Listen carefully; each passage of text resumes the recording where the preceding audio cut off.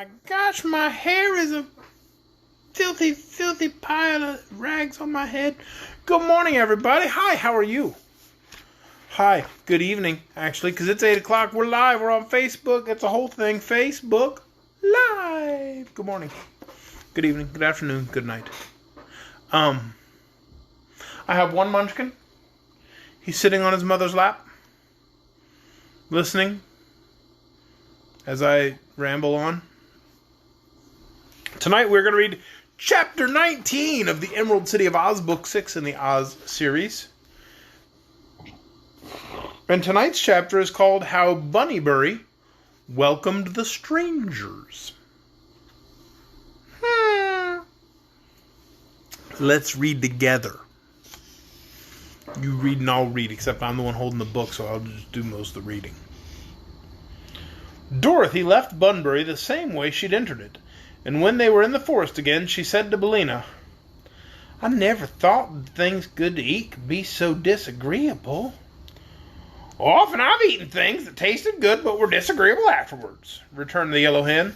"I think, Dorothy, if eatables are going to act badly, it's better before than after you eat them." "Perhaps you're right," said the little girl with a sigh. "But what shall we do now?" "Let's follow the path back to that signpost," suggested Billina. "That'd be better than getting lost again." "Well, we're lost anyhow," declared Dorothy. "But I guess you're right about going back to that signpost, Billina." They returned along the path to the place where they had first found it, and at once took the other road, to Bunnybury. This road was a mere narrow strip, worn hard and smooth, but not wide enough for Dorothy's feet to tread. Still, it was a guide, and the walking through the forest was not at all difficult. Before long they reached a high wall of solid white marble, and the path came to an end at this wall. At first, Dorothy thought there was no opening at all in the marble, but on looking closely she discovered a small square door about on a level with her head, and underneath this closed door was a bell push. Near the bell push, a sign was painted in neat letters upon the marble, and the sign read, "No admittance except on business." This did not discourage Dorothy, however, and she rang the bell. Pretty soon a bolt was cautiously withdrawn, and the marble door swung slowly open. Then she saw it was not really a door, but a window, for several brass bars were placed across it, being set fast in the marble and so close together that the little girl's fingers might barely go between them. Back of the bars appeared the face of a white rabbit, a very sober and sedate face, with an eyeglass held in his left eye and attached to a cord in his buttonhole. "Well, what is it?" asked the rabbit sharply. "I'm Dorothy," said the little girl, "and I'm lost, and—" "State your business, please," interrupted the rabbit. My business," she replied, is to find out where I am and to—" "No one is allowed in Bunnybury without an order or a letter of introduction from either Ozma or Glinda the Good," announced the rabbit. "So that settles that matter." And he started to close the window. "Wait a minute," cried Dorothy. "I've got a letter from Ozma." "From the ruler of Oz?" asked the rabbit doubtingly. "Of course, Ozma's my best friend, you know, and I'm a princess myself," she announced earnestly. "Ha! Let me see your letter," returned the rabbit, as if he still doubted her. That rabbit laughing made my throat tickle. So she hunted in her pocket and found the letter Ozma had given her. Then she handed it through the bars to the rabbit, who took it in his paws and opened it. He read it aloud. After my throat tickles, I get a yawn. He read it aloud in a pompous voice, as if to let Dorothy and Billina see that he was educated and could read writing. The letter was as follows. "It will please me to have my subjects greet Princess Dorothy, the letter of this royal missive, with the same courtesy and consideration they would extend to me." "Ha! Hum!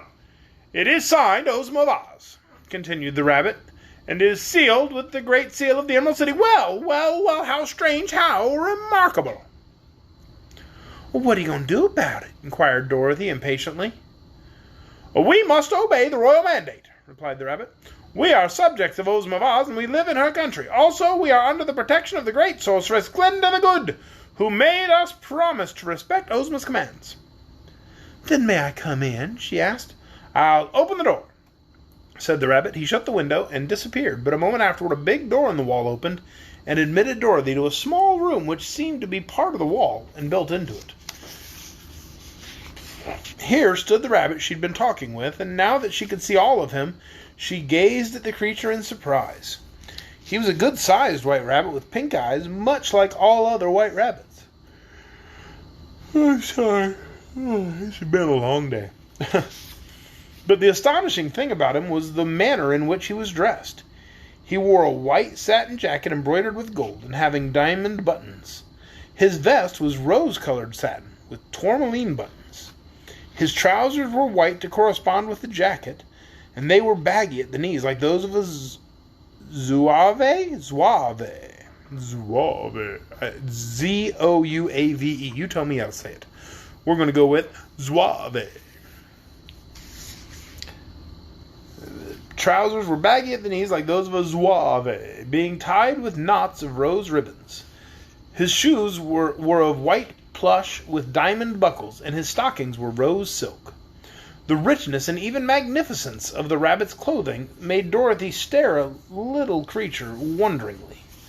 Toto and Billina had followed her into the room, and when he saw them, the rabbit ran to a table and sprang upon it nimbly. Then he looked at the three through his monocle and said, one of my kids is sitting over on the couch going, zouave. It is a fun, zouave. Zouave. Zouave. We can all say zouave after I finish the chapter, guys. These companions, Princess, cannot enter Bunnybury with you. Why not? Asked Dorothy. In the first place, they would frighten our people who dislike dogs above all things on earth, and secondly, the letter of the royal Ozma does not mention them. But they're my friends, persisted Dorothy, and go wherever I go. Not this time, said the rabbit decidedly.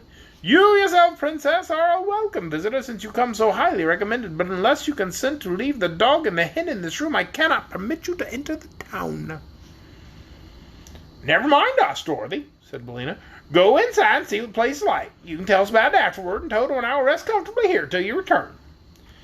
This seemed the best thing to do, for Dorothy was curious to see how the rabbit people lived, and she was aware of the fact that her friends might frighten the timid little creatures. She had not forgotten how Toto and Billina had misbehaved in Bunbury, and perhaps the rabbit was wise to insist on their staying outside the town. Very well, she said. I'll go in alone. I suppose you're king of this town, aren't you? No, answered the rabbit. I'm merely the keeper of the wicket, and a person of little importance, although I try to do my duty. I must now inform you, Princess, that before you enter our town, you must consent to reduce. Reduce what? asked Dorothy. Your size. You must become the size of the rabbits, although you may retain your own form. Wouldn't my clothes be a little big for me? She inquired. No, they will reduce when your body does. Can you make me smaller? asked the girl. Easily, returned the rabbit. And will you make me big again when I'm ready to go away? I will, said he. All right, then, I'm willing, she announced. The rabbit jumped from the table and ran, or rather hopped, to the further wall, where he opened a door so tiny that even Toto could scarcely have crawled through it. Follow me, he said. Now, almost any other little girl would have declared that she could not get through so small a door. But Dorothy had already encountered so many fairy adventures that she believed nothing was impossible in the land of Oz. So she quietly walked toward the door, and at every step she grew smaller and smaller until by the time the opening was reached, she could pass through it with ease. Indeed, as she stood beside the rabbit, who sat upon his hind legs and used his paws as hands, her head was just about as high as his own. Then the keeper of the wicket passed through, and she followed, after which the door swung shut and locked itself with a sharp click. Dorothy now found herself in a city so strange and beautiful that she gave a gasp of surprise. The high marble wall extended all around the place and shut out all the rest from the world. And here were marble houses of curious forms, most of them resembling overturned kettles, but with delicate, slender spirals and minarets running far up into the sky. The streets were paved with white marble, and in front of each house was a lawn of rich green clover. Everything was as neat as wax, the green and white contrasting prettily together. But the rabbit people were, after all, the most amazing things Dorothy saw. The streets were full of them, and their costumes were so splendid that the rich dress of the keeper of the wicket was commonplace when compared with the others. Silks and satins of delicate hues seemed always used for material, and nearly every costume sparkled with exquisite gems. I wonder if they're all wearing zouave. But the lady rabbits outshone the gentleman rabbits in splendor, and the cut of their gowns was really wonderful. They wore bonnets, too, with feathers and jewels in them, and some wheeled baby carriages in which the girl could see wee bunnies. Some were lying asleep, while others lay sucking their paws and looking around them with big pink eyes. As Dorothy was no bigger in size than the grown-up rabbits, she had a chance to observe them closely before they noticed her presence. Then they did not seem at all alarmed, although the little girl naturally became the center of attention, and all regarded her with great curiosity. "Make way!" cried the keeper of the wicket in a pompous voice. "Make way for Princess Dorothy, who comes from Ozma of Oz." Hearing this announcement, the throng of rabbits gave place to them on the walks, and as Dorothy passed along, they all bowed their heads respectfully. Walking thus through several handsome streets, they came to a square in the center of the city. In this square were some pretty trees and a statue in bronze of Glinda the Good, while beyond it were the portals of the royal palace, an extensive and imposing building of white marble covered with a filigree of frosted gold. And that is the end of chapter 19. Tomorrow night we'll read chapter 20, How Dorothy Lunched with a King. I think she's going to go meet the King of the Bunnies. Only way to find out is to join us right here tomorrow night at 8 o'clock on Facebook. Good night, everyone.